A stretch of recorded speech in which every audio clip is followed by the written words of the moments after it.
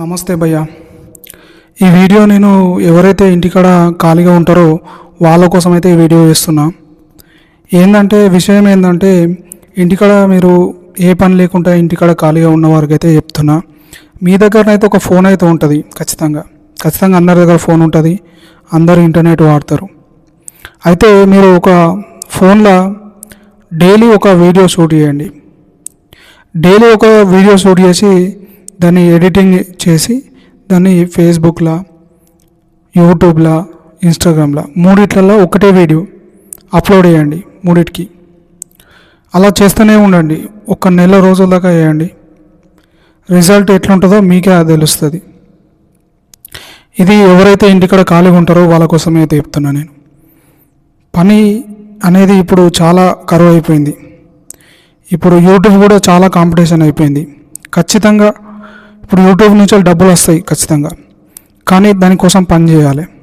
ఖాళీ ఉండే వారికి అయితే నేను ఖచ్చితంగా చెప్తున్నా, కంటెంట్ చేసేవాళ్ళు ఖచ్చితంగా యూట్యూబ్కి కావాలి. మీరు ఏదైనా వీడియో చేయండి, ఖచ్చితంగా వీడియో చేసి దాన్ని మంచిగా ఎడిటింగ్ చేసి అప్లోడ్ చేయండి.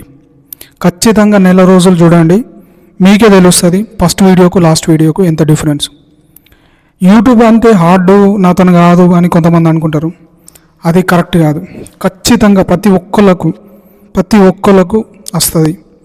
ప్రతి ఒక్కళ్ళకు ఫస్ట్ ఎంత పెద్ద యూట్యూబర్ అయినా కానీ ఫస్ట్ స్టార్ట్ చేసినప్పుడు జీరోతోనే స్టార్ట్ అవుతాడు. వ్యూస్ రావు.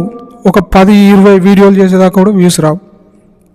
తర్వాతనే ఆ యూట్యూబ్కి అర్థమవుతుంది ఈ మనిషి రోజు యూట్యూబ్లో వీడియోలు చేస్తాడు, పెడతాడని. అది అన్ని ప్లాట్ఫామ్స్కి అంతే, యూట్యూబే కానీ, ఫేస్బుకే కానీ, ఇన్స్టాగ్రామే కానీ, అవన్నిటికీ ఒకటే రూల్స్. మీరు వీడియో పెడుతూనే ఉండండి. ఖాళీ ఉండే వారి గురించి చెప్తున్నాను నేను.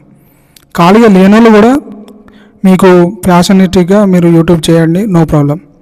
ఖాళీగా ఉన్నోళ్ళ గురించి నేను చెప్పే వీడియో ఇది. ఏంటంటే మీకు ఎట్లా ఖాళీగా ఉంటారు, ఒక వీడియో ఖచ్చితంగా చేయండి, చేసి పెట్టండి, మీకే అర్థమవుతుంది.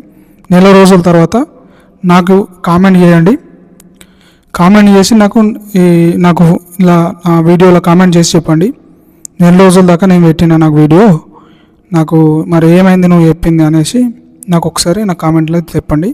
దానికి నేను రిప్లై ఇస్తాను. సరేనా? Okay, thank you, bye.